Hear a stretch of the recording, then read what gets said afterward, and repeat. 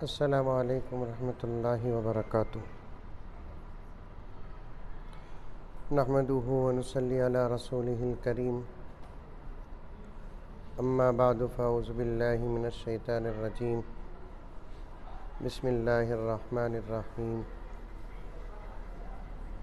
या अय्युहल्लज़ीना आमनु उदख़ुलू फ़िस्सिल्मि काफ़्फ़ा वला तत्तबिऊ ख़ुतुवातिश शैतान इन्नहु लकुम अदुव्वुम मुबीन। वक़ाल तआला फ़ी मक़ामिन आख़र वआशिरूहुन्न बिलमारूफ़। सदक़ल्लाहु मौलानल अज़ीम। अल्लाहुम्मा सल्लि अला सय्यिदिना नबिय्यिना मौलाना मुहम्मदिन व बारिक वसल्लिम। अल्लाहुम्मा सल्लि अला मुहम्मदिन बिअददि अवराक़िल अशजार व बिअददि अक़तारिल अमतार व बिअददि दवाबिल बरारि वल बिहार व अला आलिहि व सहबिहि व बारिक वसल्लिम।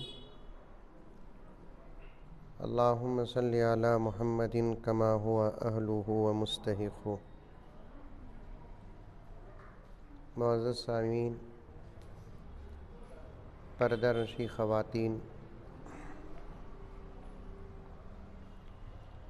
पूरी मोहब्बत के साथ, शौक़ के साथ, उल्फत के साथ, प्यार के साथ, अदब के साथ,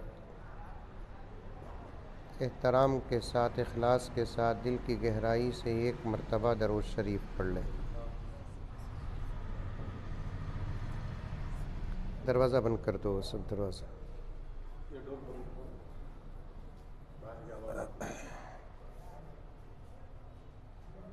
माँ और बहनों से गुजारिश है, खामोशी के साथ किसी से बात किए बग़ैर पूरी तवज्जो के साथ सुने। असल उन्वान और बात को शुरू करने से पहले कुछ अशार पढ़ता हूँ जो माँ और बहनों के नाम, उसके बाद इंशाअल्लाह ताला बात होगी।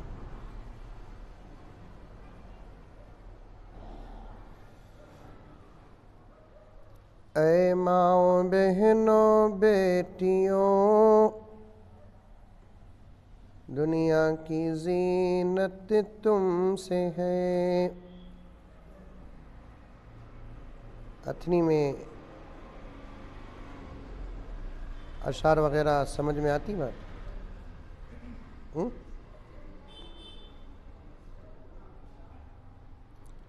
ऐ माओ बहनों बेटियों, दुनिया की ज़ीनत तुमसे है। मुल्कों की बसती हो तुम्ही, कौमों की इज़्ज़त तुमसे है। मुल्कों की बसती हो तुम्ही, कौमों की इज़्ज़त तुमसे है। ऐ माओ बहनों बेटियों, दुनिया की ज़ीनत तुमसे है। तुम घर की हो शहज़ादियाँ, शहरों की हो आबादियाँ। तुम घर की हो शहज़ादियाँ, शहरों की हो आबादियाँ। गमगीन दिलों की शादियाँ, दुख सुख में राहत तुमसे है। गमगीन दिलों की शादियाँ, दुख सुख में राहत तुमसे है, ऐ माओ बहनों बेटियों, दुनिया की जीनत तुमसे है। नेकी की तुम तस्वीर हो, नेकी की तुम तस्वीर हो, इफ़्फ़त की तुम तदबीर हो दीन की तुम पासबा, हो दीन की तुम पासबा, ईमान सलामत तुमसे है, हो दीन की तुम पासबा, ईमान सलामत तुमसे है। ऐ माओ बहनों बेटियों, दुनिया की जीनत तुमसे है, मुल्कों की बसती हो तुम ही, कौमों की इज़्ज़त तुमसे है। और एक मरतबा दरूद शरीफ पढ़ ले।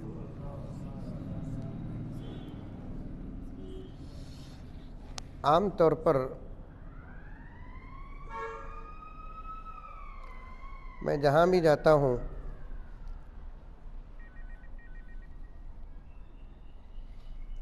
मुझे ना खाने पीने का टेंशन है ना रहने सहने का, मुझे टेंशन होता है माइक का।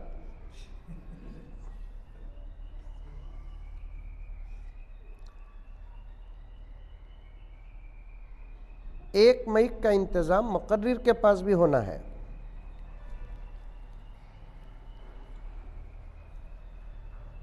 क्योंकि एहसास का असर आवाज़ पर भी पड़ता है। समझ में आ रही है बात? औरतों तक शायद अच्छी आवाज़ जाती होगी, लेकिन यहाँ पर एक एहसास इस बात का है कि आवाज़ नहीं जा रही है, इससे मुक़र्रिर को तकलीफ़ पहुँचती है। लेकिन मुंतज़िमीन मौली साहबा को क्या समझ को ही मालूम नहीं।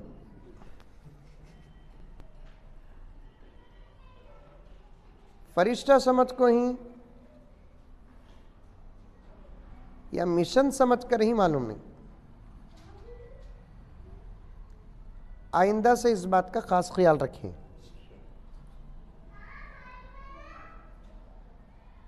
जितना इंतज़ाम अच्छा होगा उतना मुक़र्रिर का ज़हन अल्लाह के फजल से खुलता है।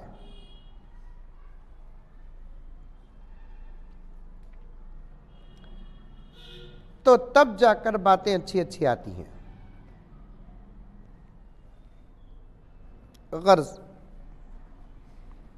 वक्त भी बहुत कम है, असर की अज़ान कब है?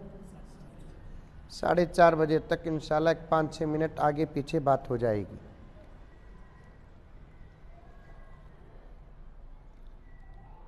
अल्लाह तबारक व तआला ने इंसान को 2 किस्मों में बनाया,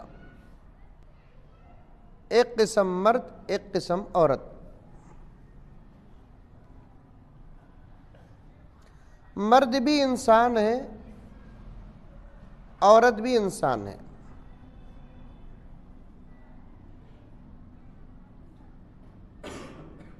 और हमेशा से इस्लाम का यही कहना है। दूसरी कौम के लोग मर्द के इंसान होने में तो इख्तिलाफ नहीं करते, लेकिन औरत के इंसान होने में इख्तिलाफ करते हैं। बाज़ों ने कहा कि औरत इंसान की शक्ल की एक जानवर है, बाज़ों ने कहा कि औरत शैतान की एक शक्ल है, बाज़ों ने कहा औरत गुनाह और बुराई की तस्वीर है, बाज़ों ने कहा औरत मुस्तकिल जीने का हक नहीं रखती, उसका मर्द जिंदा हो तो वो जी सकती है, नहीं तो उसे जीने का हक नहीं। जितनी मुंह उतनी बातें।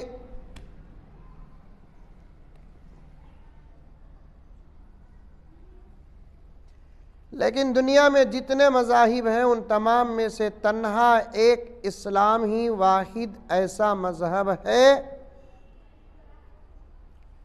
हमेशा से लेकर अब तक यही कहता आ रहा है कि औरत इंसान ही की एक शक्ल है।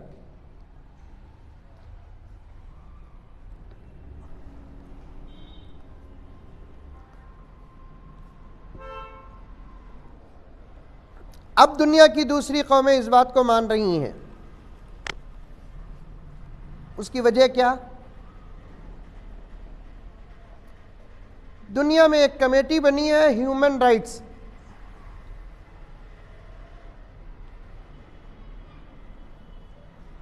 उसमें औरतों ने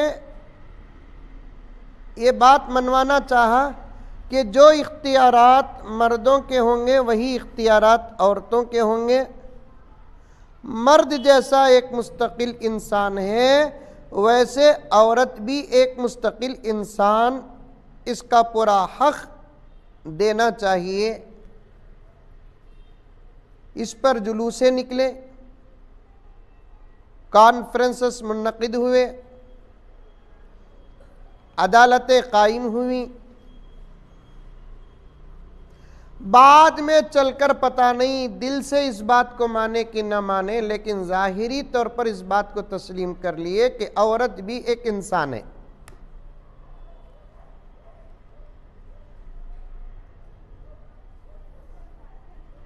वरना उन लोगों को मालूम है दुनिया में कोई भी जमात बाइकाट करेगी तो दुनिया आगे जा सकती है, लेकिन औरतें अगर बाइकाट का ऐलान कर देंगे तो फिर सारी दुनिया वहीं ख़त्म हो जाएगी। क्या हाजी साहब? औरतों का जो बाइकाट होता है आजकल हमारे घरों में भी होता है। घर में औरत नाराज हुई तो बाहर मर्द का चेहरा पंडू का हो जाता।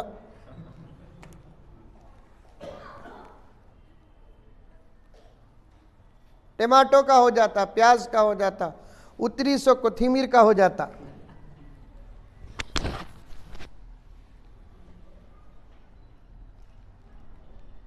गर्ज हमेशा से इस्लाम ही ये कहता आ रहा है कि औरत एक मुस्तकिल इंसान है।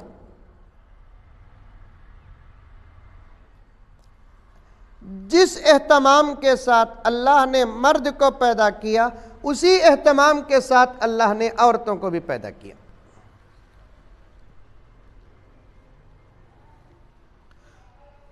या अय्युहन्नासु इन्ना खलकनाकुम मिन ज़करिन व उन्सा। बंदों से पुकारने का अल्लाह का अलग अलग अंदाज है। कभी अल्लाह ताला बंदों को या अय्युहल्लज़ीना आमनू से खिताब किया। औरतें गौर से सुनो, अथनी की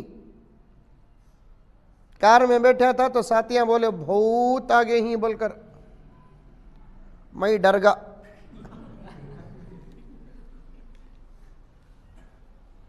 कि तो खास औरतों का प्रोग्राम है, पूरे औरतें आको ही, और उनको सुधारते सुधारते तो हमें बिगड़ते जा रही। अब भी बोले बाइकाट उन्हों कर डाले तो दुनिया का काफिया तंग हो जाता। अब कोसी भी बात उनकी पसंद नहीं आई, हाल से निकल को बाहर आ गए तो हमारा बेहाल हो जाएगा।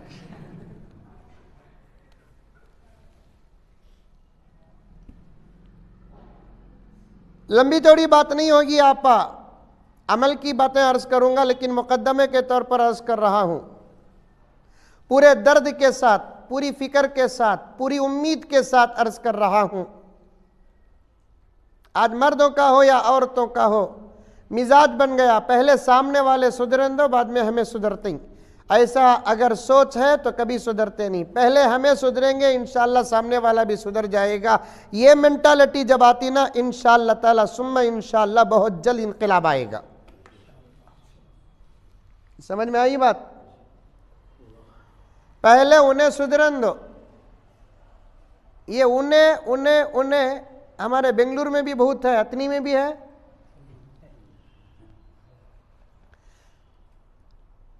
भान भी भावज लड़ लेते घर में, नड़न भावज लड़ लेते भी, नौशो की भान नौशो की आरस दोनों आपस में लड़ लेते। अथनी में लड़ते नहीं की, अरे रे रे बड़ा अच्छा गाँव ना, पूरे रिश्ते हाथ लगाता हूँ, जाओ। शादी के बाद खटपट छोटी मोटी लड़ाई होते रहती है। लड़े नहीं तो भी यूट्यूब लड़ाता, प्रोग्राम लड़ाते, तू मई, ये क्या है? लड़ाई का जुमला ही है। अब बीच में जो मर्द होता उन्हें खुरमा बन जाता। खुरमा का तो समझते हैं, एक तरफ भान है एक तरफ जोरू है। जोरू को बोले कई कुछ वैसा करो, सब पहले उनको बोलो। भान को बोले कई को मत वैसा करी, पहले उनको बोलो।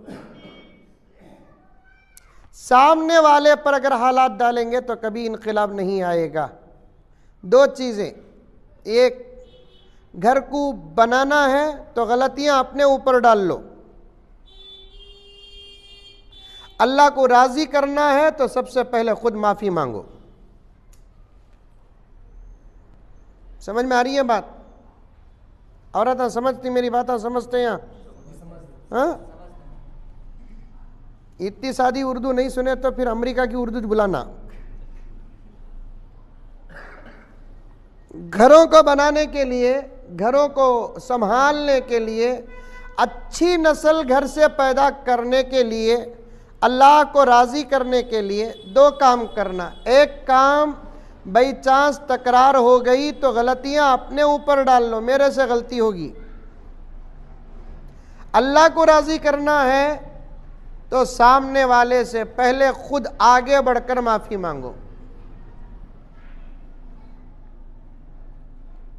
इंशाअल्लाह ताला ये मिजाज जिन औरतों के पास हो और ऐसी औरतें जिन घरों में हो, दरवाजा बंद करे, बच्चों को बजाओ जी, बच्चे ही ना रे बाबा।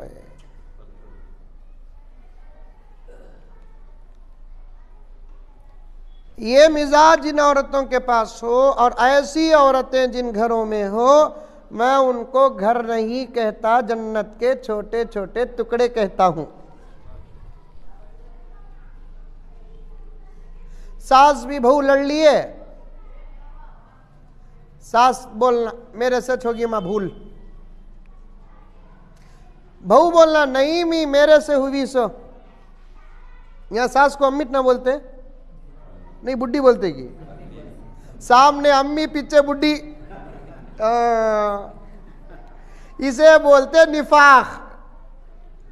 ऐसी औरतें और ऐसे मर्द, मुनाफिक और मुनाफिका, सामने इज्जत देना पीछे जलील करना, ये निफाक है। निफाक सामने भी इज्जत देना, पीछे भी इज्जत देना। सामने बहू को आओ माँ, जाओ माँ, खाओ माँ, ऐसा माँ वैसा माँ बोलते। बहू अम्मा के घर को 2 दिन के वास्ते गई तो क्या गलती करी कि मैं ऐसी पुट्टी को ले लगाई, पूरा घर उजाड़ डाली।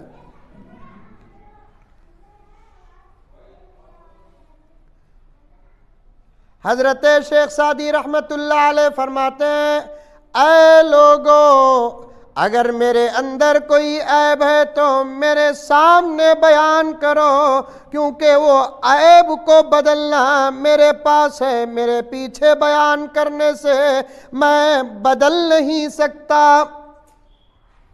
क्या बात है शेख सादी रहमतुल्लाह अलैह की। मेरे अंदर कोई ऐब है तो मेरे सामने बयान करो, मेरे पीछे बयान करोगे तो मुझे क्या मालूम होगा। और पीछे बयान करने से गीबत का गुनाह होगा, गीबत। मेरी माँ और बहनें तवज्जो के साथ सुने, आज हमारे घरों में गीबतें आम हैं, आम। खाली वक्त हमारा इबादत में गुजरता ही नहीं मौलाना, खाली वक्त। पहले जमाने की औरतें तो ऐसी थी, मसरूफ वक्त में भी अल्लाह का जिक्र करती थी। खाना बनाती थी तब भी अल्लाह का जिक्र, रोटी बनाती थी तब भी अल्लाह का जिक्र, कपड़े धोती थी तब भी अल्लाह का जिक्र, घर झाड़ू देती थी तब भी अल्लाह का जिक्र। चलो भाई, अब कामा के वक्त में क्या भी करने नहीं होता, ये गुनहगारों का दौर है, तो खाली वक्त हमारा इबादत में गुजरता नहीं। रत्ती वक्त मिला दो चीजें, या तो गीबत या तो मोबाइल। बात सही है कि गलत है? जरा मुंडी तो भी हलाओ रे बाबा। रत्ती वक्त मिला या तो गीबता कर लगो बैठ जाते ही, मोबाइल नहीं देखे तो गीबत नहीं रही तो मोबाइल। घरा उजड़ गए हमारे, फिर भी बरकता नहीं बरकता नहीं बोल को रोते ही, रो रो को थक गए तो आमिला के पास जाते हैं। आमिल की तावीज से घर बदलता नहीं मेरी आपा, तेरे आमाल से घर बदलता है।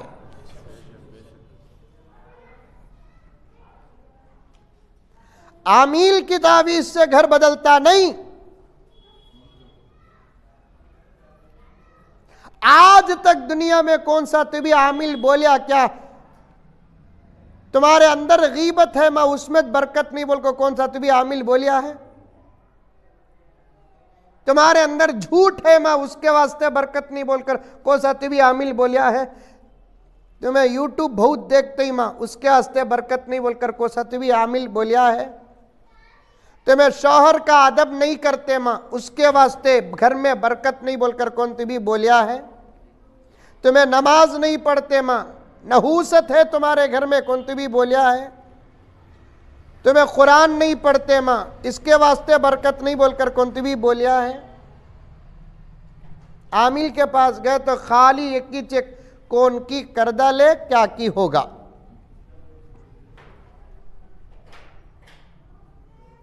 दो जबाता अथनी में आमिला ही, अरे बोलो रे बाबा, सामने बैठी सदमिया कहती भी ही नहीं, तुम ना मालूम नहीं आमिला कितने ही, उनका एड्रेस क्या है पक्का मालूम करना का तो औरता।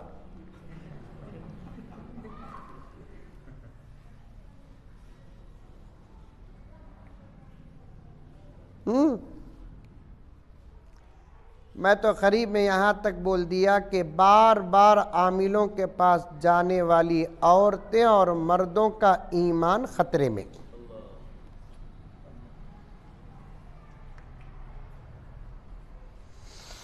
नहीं, बिल्कुल गलत है मेरी माएँ और बहनें, बिल्कुल गलत है, गलत है, गलत है। अल्लाह असर रखा है कलीमे में, अल्लाह असर रखा है नमाज में, अल्लाह असर रखा है कुरान में, अल्लाह असर रखा है सब्र में, अल्लाह असर रखा है खामोश ज़ुबान में, अल्लाह असर रखा है हया में, अल्लाह असर रखा है शर्म में, अल्लाह असर रखा है अदब में, अल्लाह असर रखा है तहजीब में, अल्लाह असर रखा है उसके शुक्र अदा करने में, बंदों के शुक्र। ये तमाम बातें और चीज़ें वो हैं जिनमें से एक बार भी हमारा अमल नहीं है। लेकिन आमिल के पास जाते हैं तो आमिल कहता क्या है, कौन की क्या की कर डाले क्या की होगा।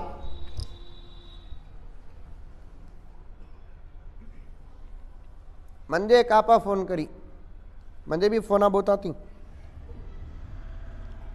हमारे मस्जिद वाले के जिम्मेदारों को मैं बोलता हूँ सच, वो ज़्यादा मुझे टाइट करना नहीं वरना मैं दुकान खोलने को बैठ जाता हूँ। महीने को 300 तनख्वाह तो मैं एक दिन में कमा लेता हूँ। आपा फोन करी, हजरत बहुत टेंशन है हजरत मंजे। क्या माँ टेंशन? क्या की बोली? क्या माँ करना? क्या हो को है जरा देखो हजरत कई फोन में। मैं बोली यार तू दिखती नहीं ना, तुझे क्या हो को है, मंजे क्या दिखेगा? दीवानी पागल नहीं हजरत, कुंतबी कातिबी करदा ले क्या, वो सब छोड़ो माँ। नमाज पढ़ती क्या तुम्हें? पढ़ ले तू हजरत, पढ़ ले तू बोलते ही समझगा कि इन्हें पाबंदी से नहीं पढ़ रही है।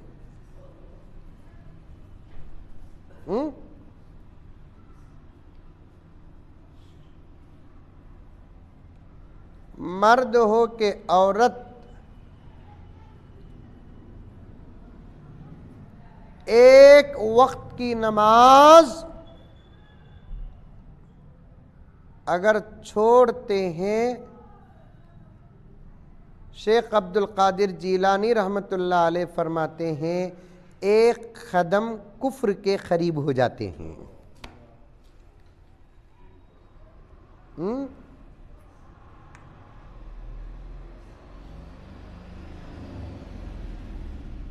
अल्लाह अकबर कबीरा।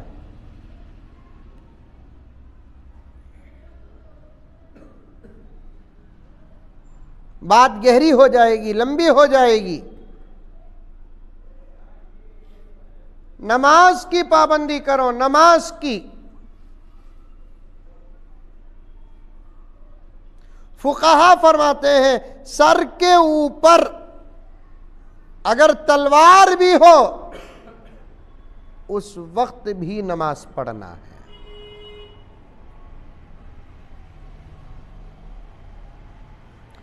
छोटी छोटी बातों में नमाज नहीं। मर्द बने मस्जिद में आकर नमाज पढ़ना, औरतें घर में नमाज पढ़ना। हुजूर सल्लल्लाहु अलैहि वसल्लम के ज़माने में औरतें भी मस्जिद को आती थीं, हदीस में है, लेकिन मकसूद नमाज पढ़ना नहीं, मकसूद दीन सीखना था। वरना नबी क्या घरा में जाकर दीन सिखाएंगे?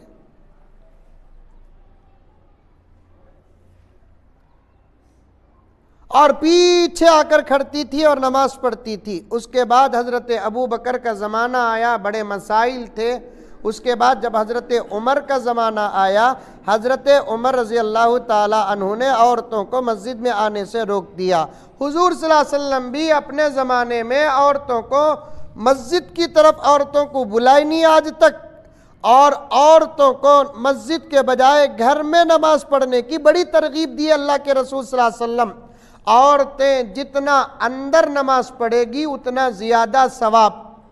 औरतें फजर की नमाज जितना जल्दी पढ़ेंगी उतना ज़्यादा सवाब। लिखे हैं फुकाहा किराम, फजर की नमाज जल्दी पढ़ो बोले तो 2 बजे उठ को पढ़ लेना नहीं। नमाज का वक्त शुरू होते ही बहुत जल्दी नमाज पढ़ लेना। 5 वक्त की नमाज है, फजर, ज़ोहर, असर, मगरिब, इशा। फुकाहा फरमाते हैं 4 वक्त की नमाज औरतें मोहल्ले की मस्जिद के जमात के वक्त के बाद पढ़ो, लेकिन फजर की नमाज मर्दों से पहले पढ़ लो, इसलिए कि मर्द फजर की नमाज ज़रा हल्के उजाले में पढ़ते हैं और औरतों के लिए इंतहा दर्जे पर अंधेरे में नमाज पढ़ना ज़्यादा सवाब है। देखो क्या क्या बोले।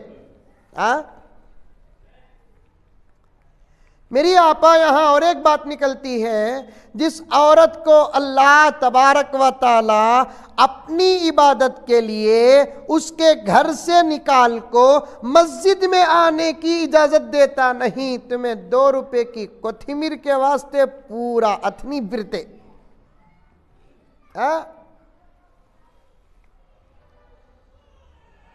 10 रुपए के टमाटो के वास्ते पूरा अथनी फिरते। क्या बोलूं क्या ना बोलूं समझ में नहीं आता। औरतों के साथ पर्दे में बात करने के लिए बैठता हूं तो दिमाग में हालात तूफान की तरह आ जाते हैं। आजकल वो फ्लिपकार्ट का बिजनेस शुरू हो रहा है, ज्यादा कॉन्टैक्ट औरतों का है इसमें।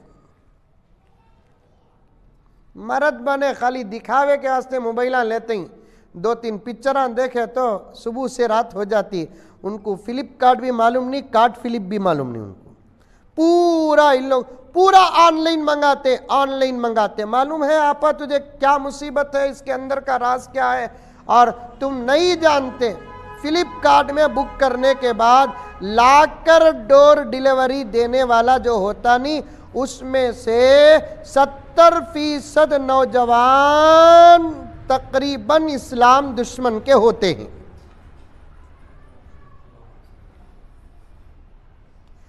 कहां जाकर सर मारना, कितना रोना समझ में नहीं आता। एक तरफ उलमा और जिम्मेदारान बचाना चाहते हैं और एक तरफ तुम जानबूझकर गड्ढे में गिरना चाहती हो।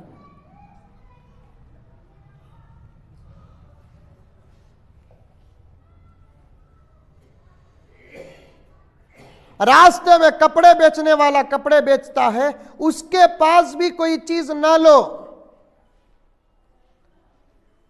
उसे नफा कपड़े बेचने से नहीं मिलता। मुसलमानों के घरों की इंक्वायरी करने का अलग ही उसे दरमा मिलता है।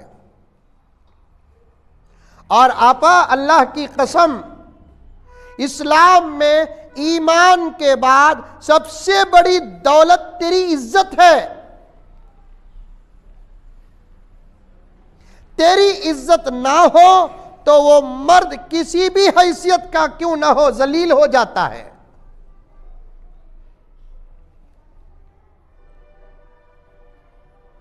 किसी भी हैसियत का क्यों ना हो जलील हो जाता है। नमाज को घर के अंदर पढ़ने का हुक्म, नमाज को अंधेरे में पढ़ने का हुक्म।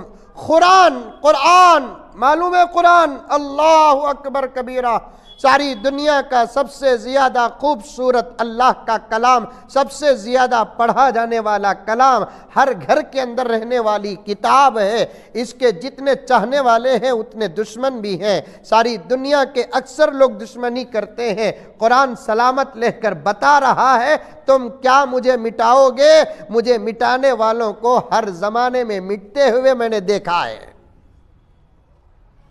वैसा कुरान भी अगर औरत पढ़ना चाहती है तो आका ने फरमाया कि आवाज से ना पढ़े, इसलिए कि कुरान की तिलावत की आवाज भी औरतों का बाहर जाना नाजायज है। यह और बात है कि आजकल पढ़तेच नहीं, अब आवाज बाहर जाने की क्या बात आती बोलो। पढ़तेच नहीं, आवाज बाहर जाने की क्या बात आती है। अमल से यहां तक बात आ गई, मुआशरती जिंदगी पर बात करना। मुझे नमाज पढ़ो, नमाज तुम्हारे हर ज़रूरतों को खुदा नमाज के सदक़े में पूरा करेंगे। तुम्हारी दुआओं को खुदा नमाज के सदक़े में पूरा करेंगे। तुम्हारा शौहर अगर हलाल बिजनेस करता है तो उसके अंदर बरकत तुम्हारी नमाज की वजह से आएगी। यहाँ तक कि तुम्हारी नस्लें अल्लाह की औलिया बनेंगी तुम्हारी नमाज की वजह से।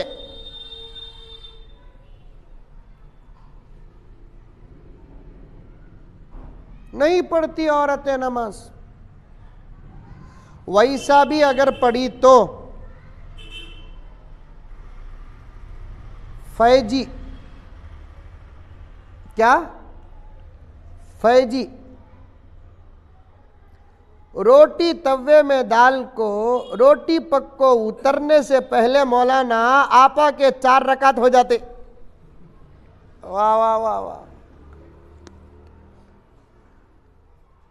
वो तकबीर कैसा बोलती, सना कैसा पढ़ती, सूरह फातिहा कब पढ़ती, ज़म सूरा कब पढ़ती, रुकू में कितने तस्बीहां पढ़ती, रुकू से उठकर क्या पढ़ती, सजदे में कितने मरतबा तस्बीह पढ़ती, अत्तहियात पढ़ती कि नहीं पढ़ती, पढ़ी तो कितना पढ़ती, दुरूद पढ़ती कि नहीं पढ़ती, दुआए सूरा पढ़ती कि नहीं पढ़ती। अल्लाह अल्लाह अल्लाह, इतनी फास्ट नमाज होती, नमाज भी परेशान, नमाज भी परेशान। तौबा तौबा तौबा तौबा तौबा तौबा। नमाज पढ़ो, अच्छी पढ़ो, प्यारी पढ़ो, ऐसी पढ़ो कि तुम्हारी जिंदगी बदल जाए, ऐसी पढ़ो तुम्हारी जिंदगी बदल जाए। ऐसी ना पढ़ो कि तुम्हारी जिंदगी को नमाज बद्दुआ दे, नमाज बद्दुआ दे।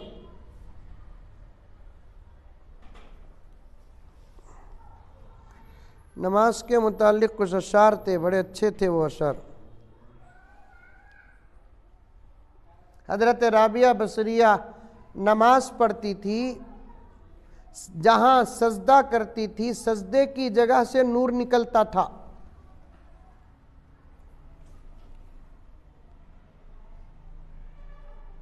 राबिया बसरिया तवाफ करती थी। मालूम राबिया बसरिया कौन बोल को? अरे मालूम नहीं मालूम? तवाफ करती थी राबिया बसरिया रहमतुल्लाहि अलैहा, तो काबतुल्लाह पर अल्लाह की जो तजल्ली उतरती थी, राबिया बसरिया के ऊपर वही तजल्ली उतरती थी। इबादत उसे बोलते। एक मर्तबा हजरत राबिया बसरिया रहमतुल्लाहि अलैहा हज के लिए गई, तवाफ कर रही है, क्योंकि औरतों पर भी हज फर्ज है ना। औरतें इंतजार करना नहीं, शौहर बुलाले को गया तो जाएंगे बोलकर, मसला मालूम ही नहीं। इबादात अलग अलग तौर पर फर्ज होते हैं।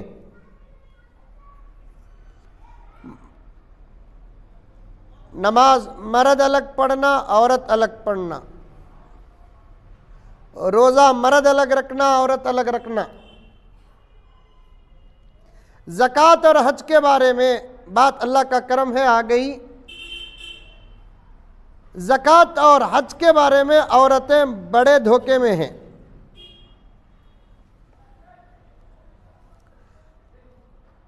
जेवर औरतों का अदा करना मर्द। औरतों को बजाकर पूछे तुम्हारे पास जेवर है ना, मां ज़कात दिए क्या? मालूम नहीं, वो सब उनका काम। यहां भी वोट ना बोलते, नहीं बोलते मौलाना। आप खामोश रहे तो मैं डाउट में पड़ गया ना। चलता सब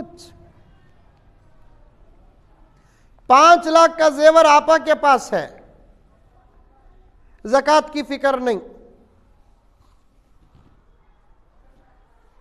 अब औरत आप पूछते हमें कहां से देना है हजरत ज़कात थे? या तो जेवर बेच कर दो, या नहीं तो रोजाना गीजाना जो पैसे तुम ना तुम्हारे अब्बा तुम्हारे शौहर देते नहीं, वो बचा कर उसमें से ज़कात अदा करो। फुकाहा ये बोले हजरत जेवर बेच को दिए तो जेवर कम हो जाता ना। ये तुम्हारी सोच है, अल्लाह की कुदरत उससे ज़्यादा है। अल्लाह फरमाते हैं ज़कात दिए तो ज़ाहिर में माल कम होता है, हकीकत में माल बढ़ता है।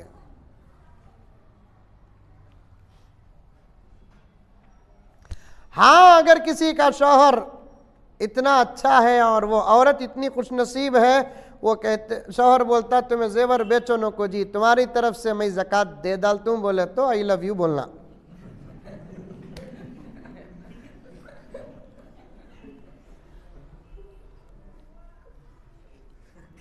लेकिन ज़कात तुम्हारे ऊपर वाजिब।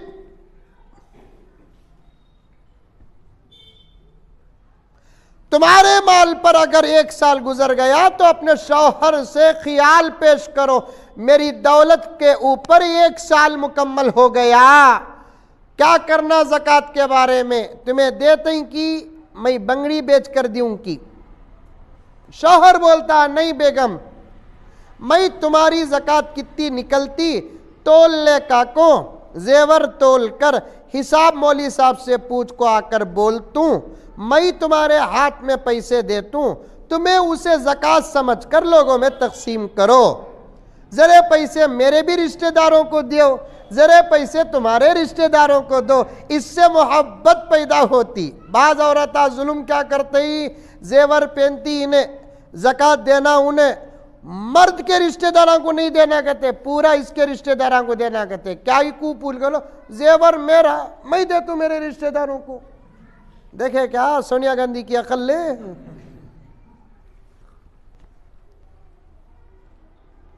कभी तफसील पे इंशाअल्लाह उलमा बात करेंगे। इसके बाद मैं कभी आऊं तो जरा पहले ही आकर आपके साथ पर्दे में बैठ जाता हूं पूरे इंतजाम के साथ।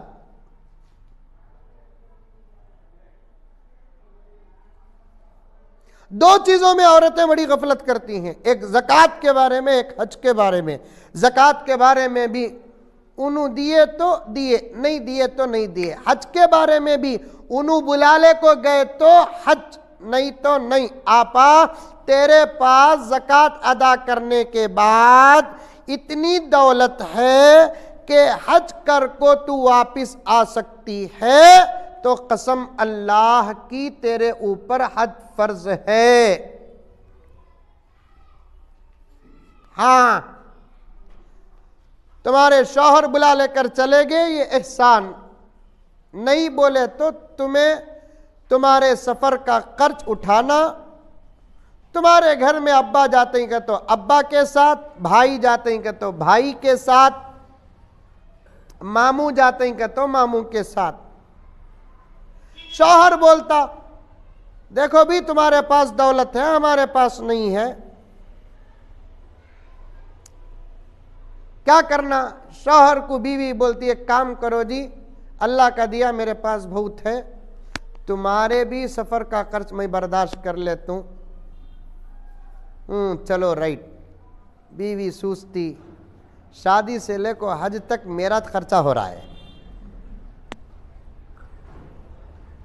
जोड़े को भी मैं दी, पलंग भी मैं दी, बीरू भी मैं दी, जहेज भी मैं दी, अब हज की टिकट भी मैं दे रूं।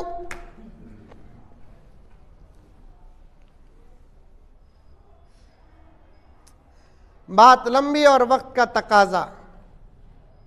हजरत राबिया बसरिया रहमतुल्लाहि अलैहा जब हज को गई, उसी साल इब्राहिम बिन अदहम रहमतुल्लाह अलैह भी हज को आए, तवाफ़ कर रहे थे।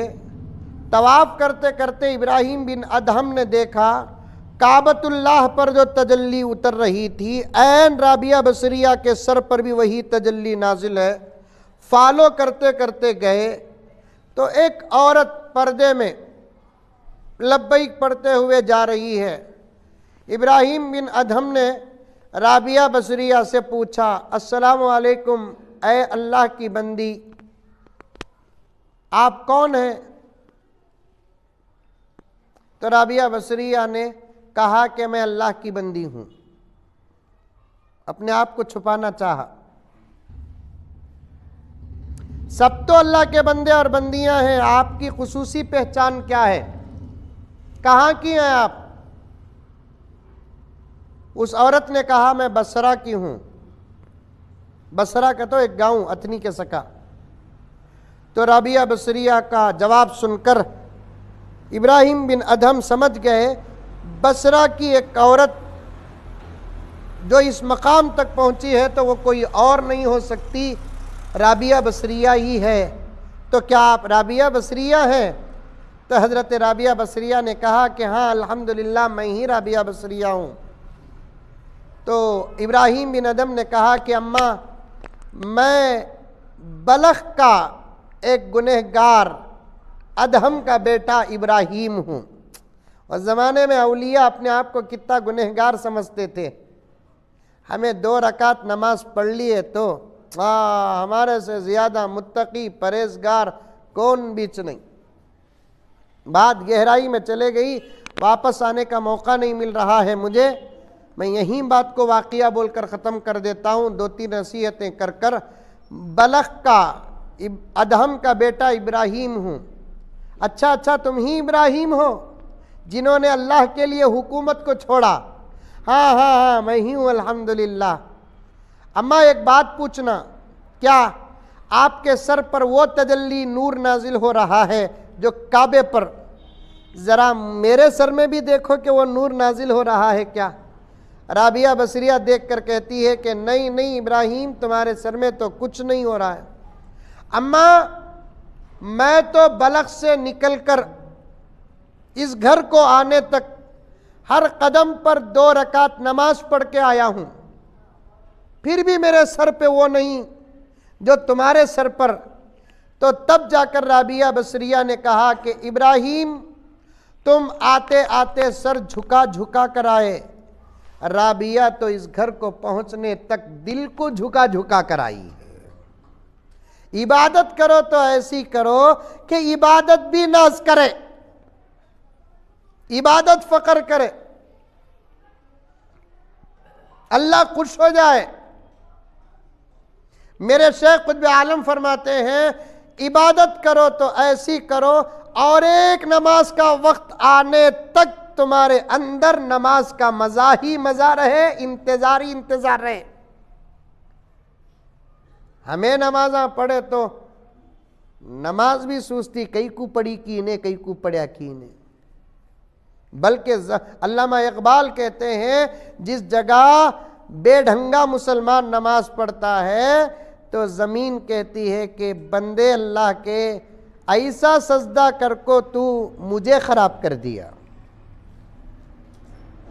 नमाज की पाबंदी करो, पर्दे में रहो, तक़वे में रहो, घरों का माहौल अच्छा बनाओ, ख़ास तौर पर ग़ीबतों से बचो और मोबाइल से बचो।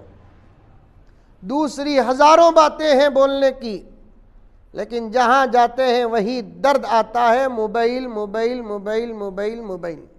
मर्द भी ख़राब, औरतें भी ख़राब, शादीशुदा ज़िंदगियाँ भी ख़राब, जवान बच्चियाँ 13 साल की, 12 साल की।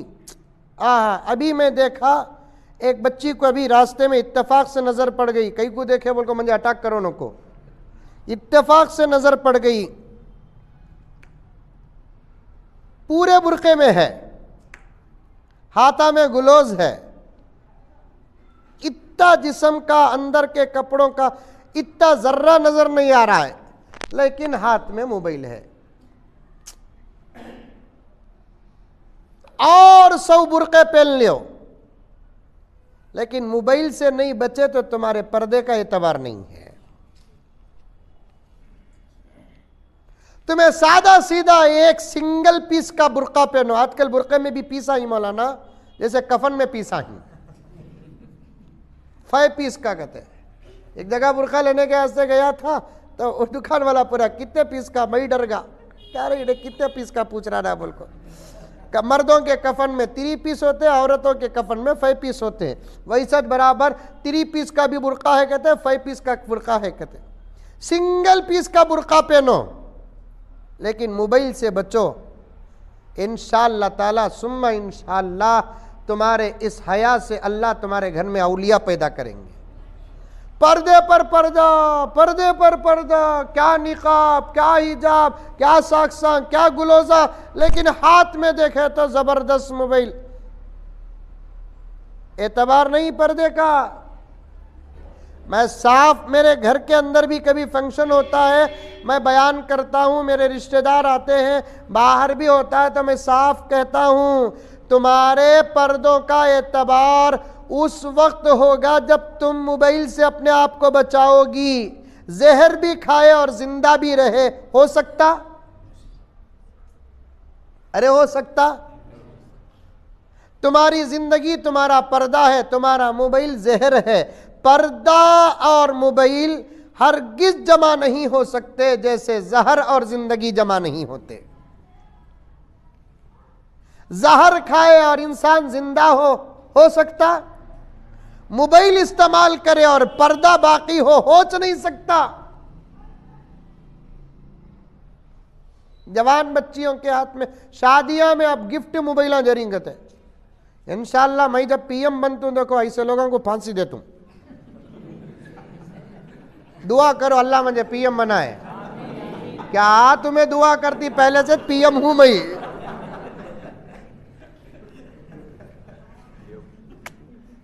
अल्हम्दुलिल्लाह आपा, बड़े दर्द के साथ, बड़ी मोहब्बत के साथ तेरा मेरा रिश्ता ईमान का है। अल्लाह ने बनाया, इन्नमल मुमिनूना इख्वतुन फास्लिहू बैना अखवैकुम, मोमिनीन आपस में भाई भाई है। ये खून और दूध के रिश्ते से ज्यादा अहम रिश्ता है। इस रिश्ते का वास्ता देकर कहता हूं कि अपने आप को मोबाइल से बचा मेरी आपा, अपने आप को मोबाइल से बचा। तुम्हारी जीते जी तुम्हारी जवान बच्ची मोबाइल को हाथ लगाती है और तुम्हारा बर्दाश्त करना इस बात की दलील है कि तुम्हारे से गीरत मर चुकी है।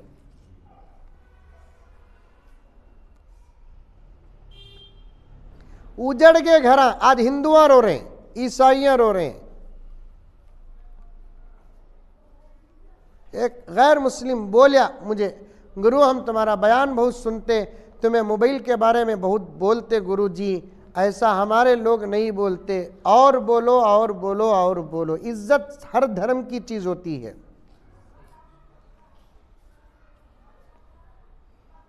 और मैं आखिरी जुमला यहाँ बैठे हुए बड़े हजरात की खिदमत में पेश करूँ और पर्दे में बैठी हुई मेरी माँ और बहनों की खिदमत में पेश करूँ।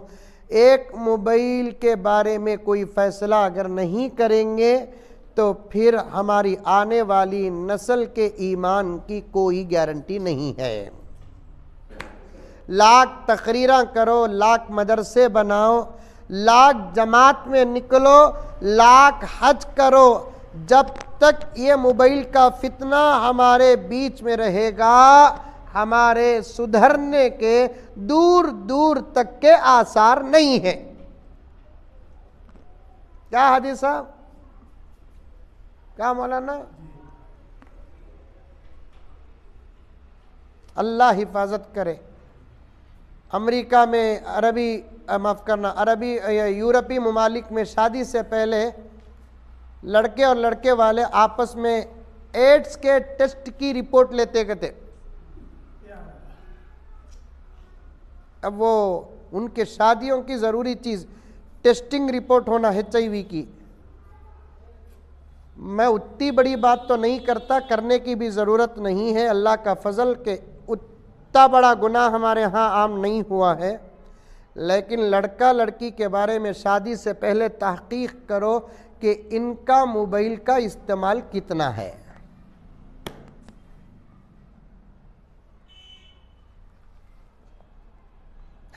आजकल के मोबाइलों के फितने को देखकर तो ये कहने पर मजबूर है कि वो पुराने ज़माने के टीवी बेहतर थे। समझ में ये बात है, कम से कम उनके अंदर तो भी बहुत कुछ तकवा था। वो टीवियों का दौर ही रह जाता था तो इतनी बर्बादी नहीं होती थी। मोबाइल आ जाने के बाद तो टीवी भी अल्लाह की पनाह मांग रही है। उन्हें शुक्र अदा कर रही है टीवी, अल्लाह मुझे टीवी बनाया, मोबाइल नहीं बनाया। बच्चों मेरी माएँ और बहनें, नमाज की पाबंदी करो, कुरान की तिलावत करो, ज़िक्र करते रहो, दुआ करते रहो। अल्लाह ताला हम तमाम को 100% अमल करने की तौफीक अता फरमाए। मैं पहुंचा भी ताक़ीर से और मौका भी नहीं है कि लंबा बयान करूं, असर का वक्त है और मगरिब के बाद प्रोग्राम भी है। इंशाअल्लाह कभी इस तरफ आने का मौका मिल जाए तो मैं जिस उन्वान को शुरू किया उस पर बात करने का इरादा है। इस वक्त जो दिया अल्लाह ताला अपनी तरफ से दिया, मुझे पूरी उम्मीद है कि इंशाअल्लाह आप लोग अमल करेंगी। एक ऐलान सुनिए कि हमारे शेख क़ुत्ब आलम की एक बहुत अहम किताब, छोटी किताब है, पीर ज़ुल्फ़िकार साहब नक्शबंदी मुजद्दिदी दामत बरकातुहुम की, पर्दा क्यों ज़रूरी। दुश्मना क्या क्या की करते, हमें क्या भी बोलते नहीं। हमें कहते भी करे तो सारे दुश्मनों का एतराज़ हो जाता कि वक्त में कई को पर्दा करते हैं, कई को पर्दा करते हैं मुल्क। हज़रत पीर साहब, छोटी सी किताब है, इस किताब के अंदर सिर्फ 32 सफ़हात हैं। इसके अंदर कुरान और हदीस की रोशनी में और साइंस की रोशनी में साफ साफ बता दिया कि पर्दा कितना ज़रूरी है और आज दुनिया पर्दे को अंदरूनी तौर पर कितना एक्सेप्ट करती है। एक छोटी सी किताब है, हमारे साथी लेकर आए हैं, दरवाजे के पास खड़े रहेंगे। 30 कितने रुपये? 40 रुपये उसकी छोटी सी कीमत है। ख़रीदो और दूसरों को भी ख़रीद कर तोहफ़ा दो, ताकि दीन की दावत का ये भी ज़रिया होता है। अल्लाह हम तमाम को अमल की तौफ़ीक़ अता फ़रमाए। लकल हम्दु लक शुक्रिया अल्लाह। अल्लाहुम्मा सल्लि अला सय्यिदिना नबीना मौलाना मुहम्मदिन व बारिक वसल्लिम। रब्बना आतिना फ़िद दुनिया हसना व फ़िल आखिरति हसना व